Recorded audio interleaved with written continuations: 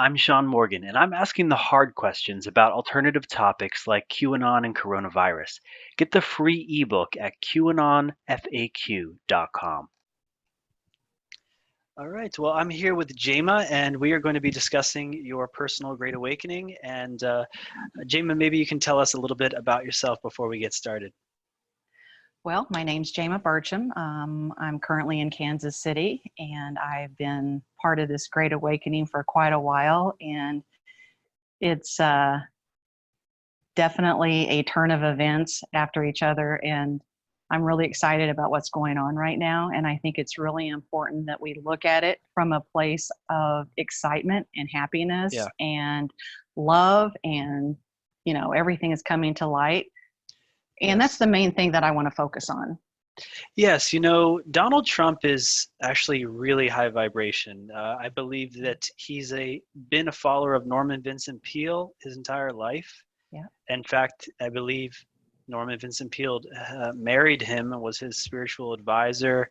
And so he really believes in the power of positive thinking. And he's actually been instilling positivity and optimism into our collective consciousness with the rallies and the speeches. And if you didn't check out the State of the Union addresses, you got to check those out. As same thing with the commercials, where he's saying, like, use your imagination. Imagine how much more we can do, because look at what Americans have done. Look at what we've invented, what we've created, our character, our perseverance, and the best is yet to come. That's like the new mantra I of know, the it's Trump fantastic.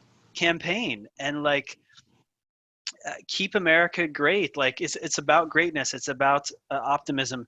And so when we're deconstructing a thousand-year-old, multiple thousand-year-old death cult, Yeah, which no one said would be easy, and we have to look at all the darkness and face all the darkness, and yet the best is yet to come. So how do you reconcile that in your own awakening and as you're interacting with others who maybe are going through the grief cycle?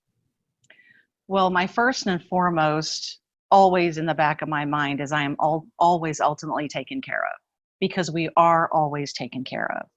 And we all come from the light, and light always dispels darkness. So if you can keep that consciousness and awareness all the time, things just kind of work out for the best. Yes. So if This is the deepest level of the Great Awakening. It's about identity and the it is, spiritual reality.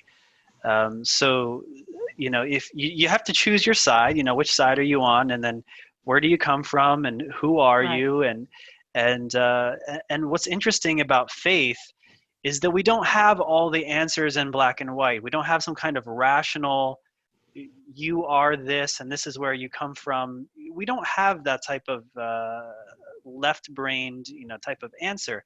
But we have our heart, and we have what we know in our deepest soul, what is true and what is good and what is right.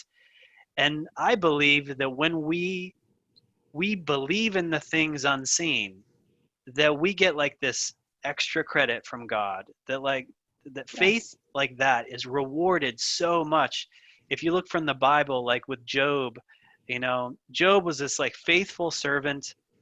He hmm, was really rich, and the devil said, Job only loves God because he's rich. And God said, well, I'll make a bet with you. I'll take away everything from him and he'll still believe in me. And he did. And the reward for that is eternal bliss. that's right, Like, that's right. this life in this dimension is not easy, but if you have faith and you stay true to what's true, what is true and what is right, then you have like the greatest reward. And then if you choose selfishness, you're going down, down, down into the lower dimensions of suffering. That's right. That's right. The faith of a mustard seed, right? Yeah, but that's easier said than done when you have It to learn is. about child abuse that's been happening, and no one's stood up for what's right in all the Yes. institutions. That this has been happening under our noses. The people we thought we could trust, like let's Mm, say a Catholic person finds out that pedophilia has been institutionalized, and that the Pope, someone that they love the Pope, that they were thinking the Pope was their spiritual leader, and possibly he's culpable in all of this. How do they deal with that pain? It's going to be excruciating. They're going to deny it. They're going to have a really hard time coming to terms with it. Absolutely. But that's also their path. That's also something that they, that's why it's so important to constantly send love and understanding. I just did a little short video on everybody has the right to believe and think what they think. They've either been programmed. We're all about programming, right? I mean, we're programmed from young children. And you have to have empathy, not necessarily sympathy sometimes, but empathy on other people, because there is a lot of asleep people out there right now. And the most important thing that you can do is send them love and light, no matter how hard it is. Even these deep state people, even Hillary Clinton, It's and hard. all It's hard to love your enemies, even if we've been commanded to from that higher. It is. And it's not even that love of the relationship love. It's not that at all. It's that coming to your core and bringing from your head down to your heart and feeling that love and then sending that light out, because that love dispels darkness. If somebody has evil in them, darkness in them, and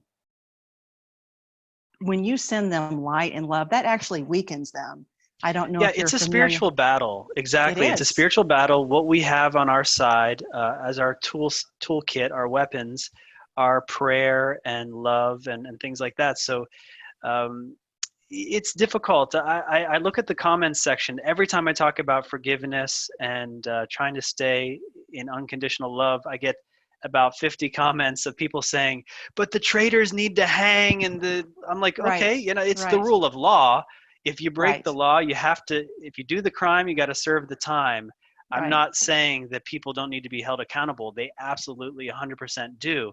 But in our own mind and our own hearts, we're only bringing suffering to ourselves if we focus on that negativity. We need to love our enemies. We need to pray for our enemies and pray for them to repent. Pray for them to turn from their evil ways because we want more love in the world. Absolutely. And that's very well said. Very well said.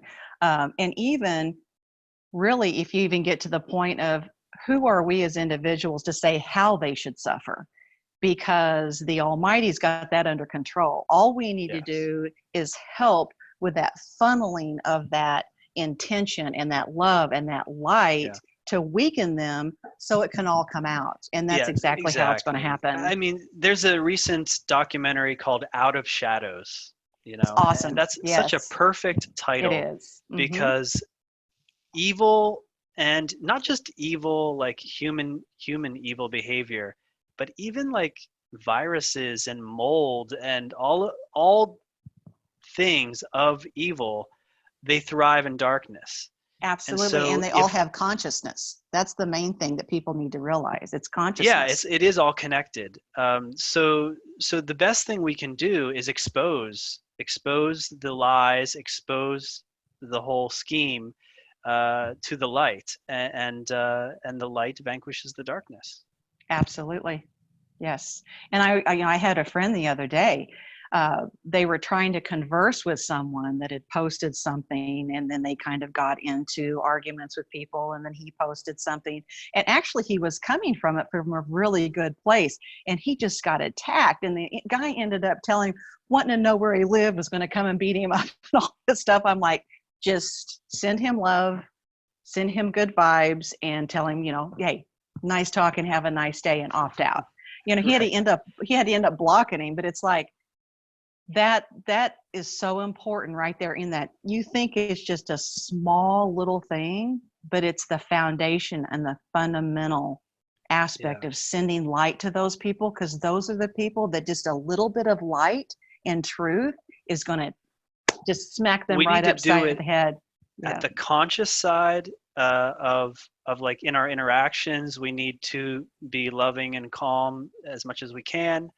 And then on the internal side with the prayer and those spiritual practices, that there may not be words that you say out loud, but the actual intentions and love that you're sending people.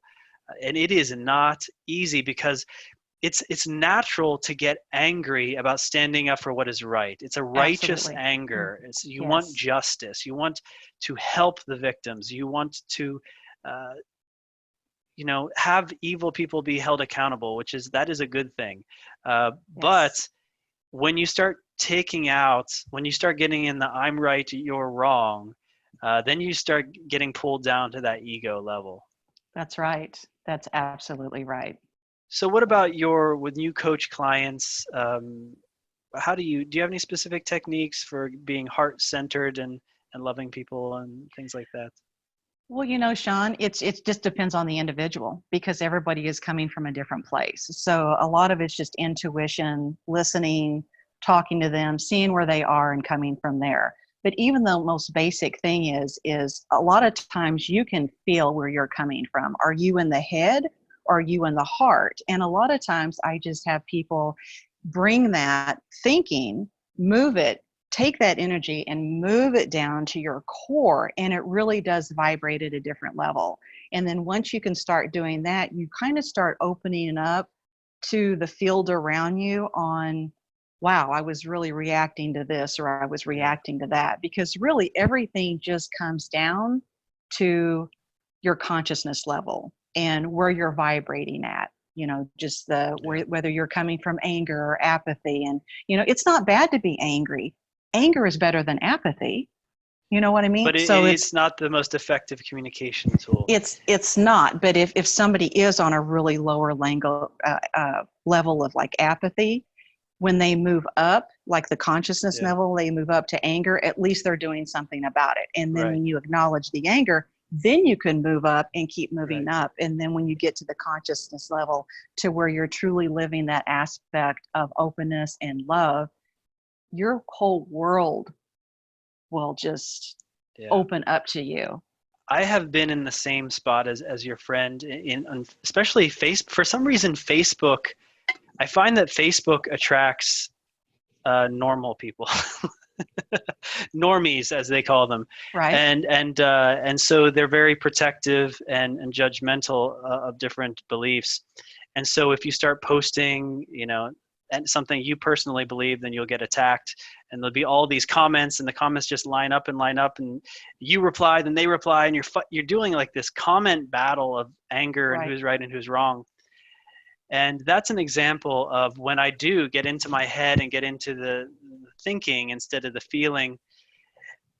Did an interview with a therapist who said, if you just put your hand on your heart, this is my friend Sue, who's I interviewed recently, Sue Parker. Just put your hand on your heart. You just kind of get into your body.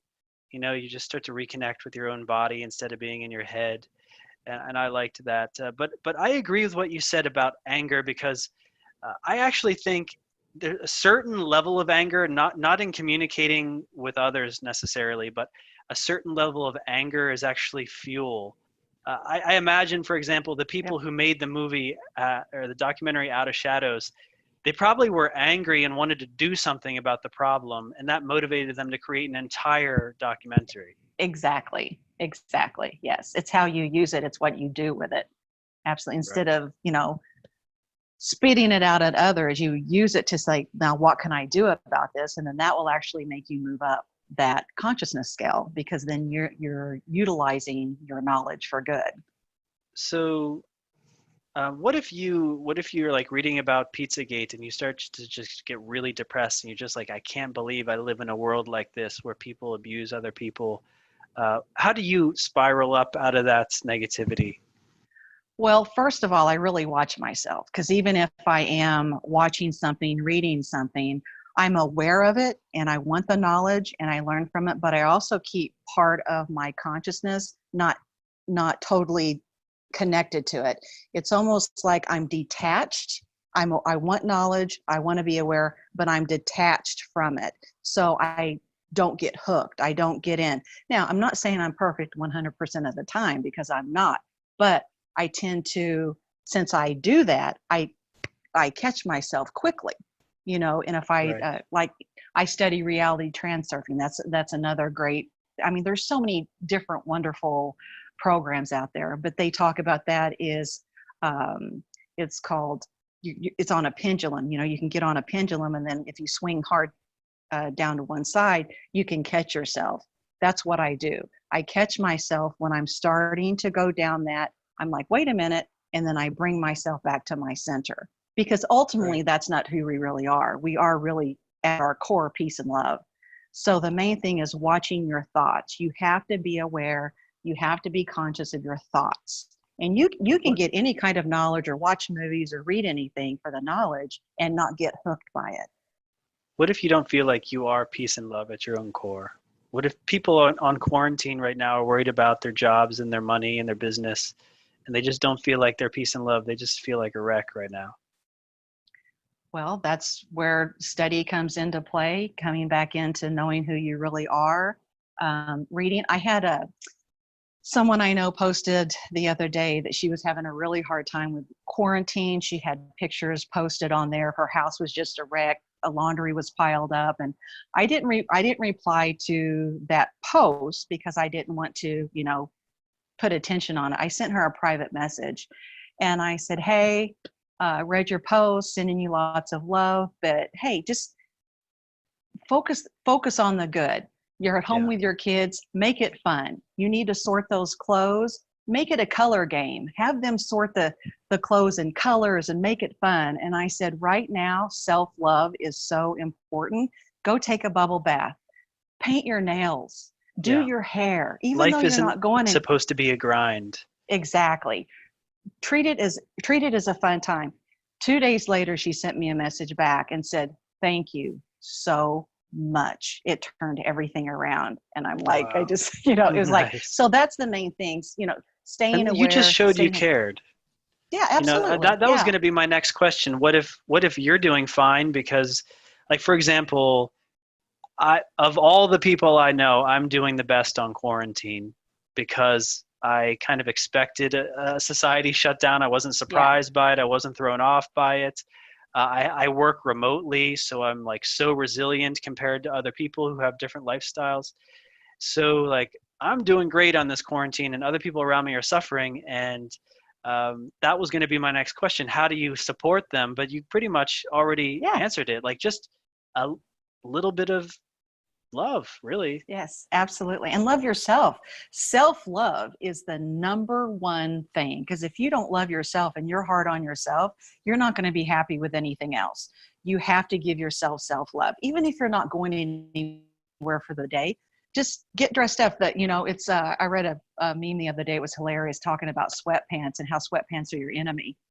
Sometimes it is, because you can get in that momentum of just like, I get up in the morning and I praise the day and I say, thank you for this, beautiful weather, whatever it is around. Thank you for this glorious tasting coffee, and I get outside every single day. I go out to my patio, and I soak up the sun, and it's how you choose to react to it, Yeah. And I've experienced this because during Corona, I had a job and I lost it, but I've been doing freelance work. Everything seems to be fine now. And I've gotten a lot of support from people on this channel, emotional support, but also financial, because I have a Patreon account. Nice. And so I made it my mission that, like, when someone gives me money, I'm going to do a personal thank you, of course. Yes. And so I find myself saying thank you a lot. And I even made some videos for the people who became VIP patrons.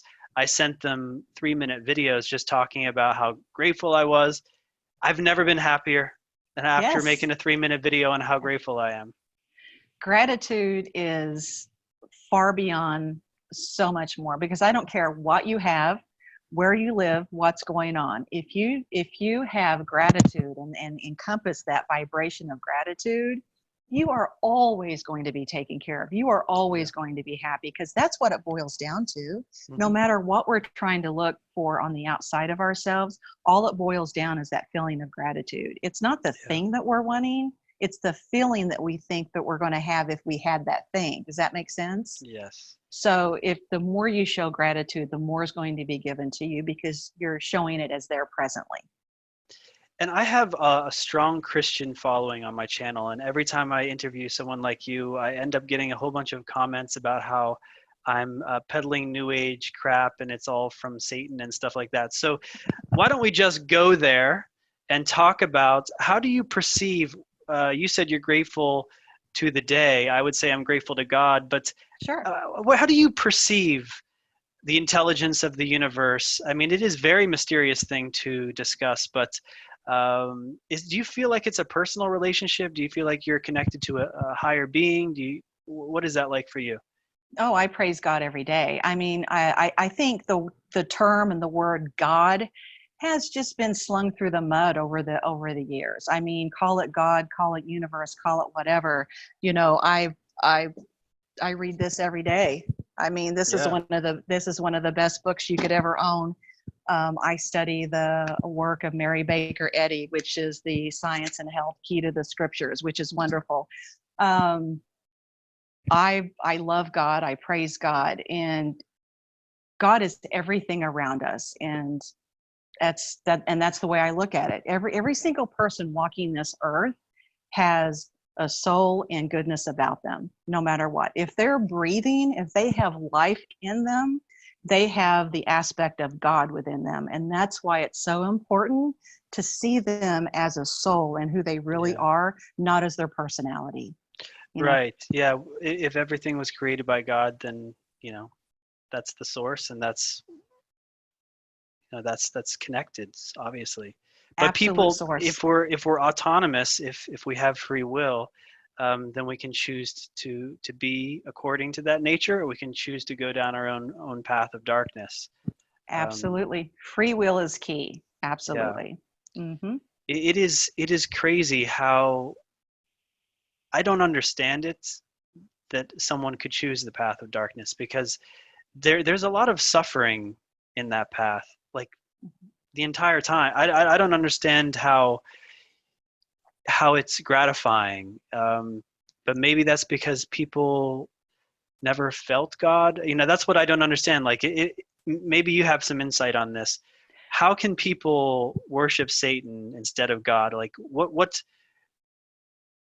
to me it's like, how it doesn't make any sense how you could choose something of no value compared to something that has infinite value, something that feeds your soul, to something that just, the devil or evil is the father of lies. It just wants to kill, steal, and destroy. That's the nature. So some being that's in that kind of vibration, like, they will use you and abuse you. Sure. And the God, uh, the true God, just wants to love you unconditionally. I mean, I just don't understand why someone would make that choice. Do you have any insight on that? Well, I think it's totally because they're putting more faith in their outside world and the lies than the truth. Right. A lot of So it's people always get it's always a trick. They never it actually know is the truth and choose the lie. It's that sure they fell for a lie. right because our outside everything anything tangible this is an illusion. I mean, we have more space in our on our being than we do solid. I mean, if we put one human all into material, will fit on the end of a pinhead. I mean, it's a spiritual conscious universe. So I think the people that go down that path of evil, they're putting way more faith in their outside illusion and the material universe, and they don't understand the concept of love, of faith, of that route. So they just, and I think once somebody kind of gets sucked into that and hooked into that, and then things starts happening for them by force, they think that's the way to go. And then They before think you it's know the it, key. It's the key they to manifestation and getting what you right, want. right. I mean, I've heard of the idea of this Faustian bargain, where you like make a deal with the devil to get the thing you really want, and then you're basically the slave to the devil for the rest of your life. But um, I think a lot of people are just held in fear. Like, for example, you might have a politician who, they just wanted to win, and so they were willing to make deals that they didn't really want to make, and then they were blackmailed, and now they're just afraid to come out because they're afraid that their own family is gonna be killed or something like that. Sure, sure. Yeah, So they're, yep. do you think fear is like the number one control mechanism? I think it is the absolute number one mechanism, and we're taught fear from a very young age. I have a 26-year-old, a 21-year-old, and an 11-year-old. And since the quarantine, I knew indoctrination was there, but until this quarantine and he started doing his schoolwork from home and I monitor what he's doing, wow. I was a substitute teacher for a few years, and I was kind of aware on the indoctrination going on there, and I was frustrated about it. But now that he's so awesome because he doesn't believe any of it. He'll just laugh and be like, "Mom, listen to this," you know. And it is. We're taught fear from. He had an assignment like a week ago that I was like, "Oh my gosh, wow!" About lack, telling them that there was a lack of water and a lack of just all of these Right. essential things that we need. Right. And I told him, I said, because it was a chat thing that they could also respond to. And I said, do this in a very nice way. But I said, respond to that and ask the question, because the teacher had posted all of this stuff about there wasn't enough water and we were going to run out of water. And I'm like, respond back and say, well, what happens to the rain? Because she was saying there was a lack of water in the streams and the lakes and the ocean. I'm like, well, ask her about rainwater. Where does that fit in? Because we have a replenishment of rainwater. Right, I said, right. don't do it in a way of, being combative. And all she did is come back and say, well, rainwater isn't always the cleanest. And that's all she could say. And I'm like, and he goes, do you want me to respond? Wow. And I'm like, no, I don't So want you to dumbed respond. down. Yeah, I don't want you to respond. Just so, yeah. Yeah, It's we very frustrating. might have to make some hard choices now that you brought up this subject of public education. Someone recently said, well, we have to take vaccines because if we don't, then they won't let us into schools. And I'm like, okay, well then don't go to school. Exactly. I had to make that choice. I have a 1-year-old child, and he was born, and they tried to do an injection right away, and I said no. And we're sovereign; they can't actually force us to do anything. And so then, when it's time for him to go to school or daycare, they're going to say, "Well, he can't come unless he's vaccinated." And then I'll just say, "Well, okay, well then he's not coming." I mean, Right. I'm willing to do whatever it takes. I will educate him. I will pay a tutor. I will do private school. It doesn't matter to me because I believe what I believe is safe for my child. So we might have to disconnect from this beast system and stop accepting their so-called education and charity. I agree. I totally agree. Yeah, like I said, I have 2 older sons, and of course they went all through the vaccines and all of that, and of course when Ryan was younger, he did too. But I'm done with it. No more vaccines. Yeah. Not doing it, and I will not get another vaccine because it's just there's too much. I mean, when you have someone like Bill Gates saying that he wants to do a forced vaccine, but he won't even vaccinate his own children. Hello. I mean, yeah. Come on, that tells Just you everything you need to know right now. Yeah, follow the money. That's true. The outside, everybody's so attached to the outside when they need to. The outside's a lie. The outside's not even there.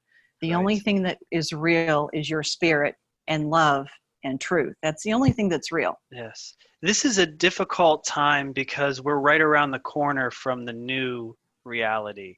And this is like the darkest hour before dawn. Because right now, if you look at the news and you look at your state and your governor, you're getting a whole bunch of fear pumped at you about, hey, you can't go to the beach, you can't go outside, you can't go to the park, you can't visit your grandma, you can't do this, you can't do that because you're going to die, it's dangerous. It's a lot of fear.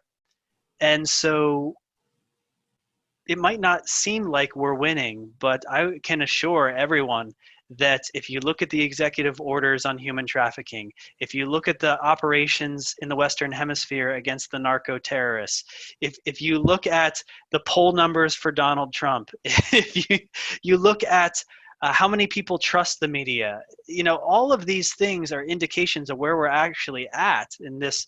It's a war. And so we have to be patient. We have to get involved. We have to make the choices for ourselves and our families. But, we cannot get sucked down into the fear and into the idea that we're losing because we are the majority. Absolutely, we're the majority. And you have to remember too, the deep state is going to do everything it possibly can to get that programming of fear out to you, no matter what it is. So just even though there's the TV.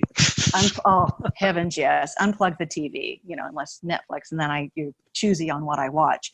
But yeah, and it's amazing how deep it runs. Even Netflix. I mean, the stuff that's on there, it's like I wouldn't watch that. They have, shows called Lucifer. They have the Obama documentary incredible. special.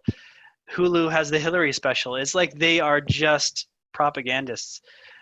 So it is so hard for me and my family to find spiritual content. But yes, I follow someone on Twitter named Tiffany Fitzhenry. Or maybe it's Fitzpatrick. I think it's Fitzhenry. And she is on this whole idea that we are at the cusp of a new creation era of Hollywood being replaced with creators like ourselves. Yes. And with new stories, and the stories that really resonate, because what's interesting is that they have to force shows like Lucifer down our throats because we don't actually want to watch it. Mm-mm. But if they put some kind of like wholesome stuff out there, we eat it up because it feels so good to us. It does. And so, now's the time to support the independent creators.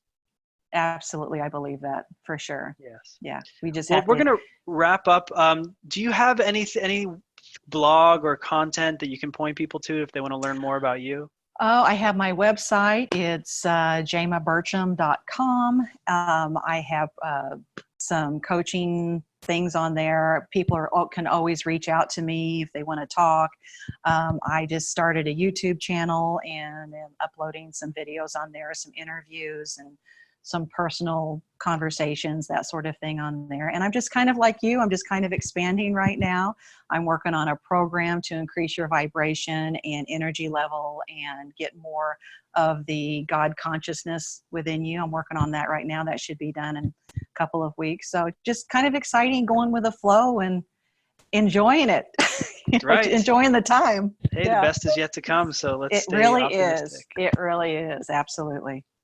Thank you, Jamia. Nice to meet you. And let's do a talk soon as things develop.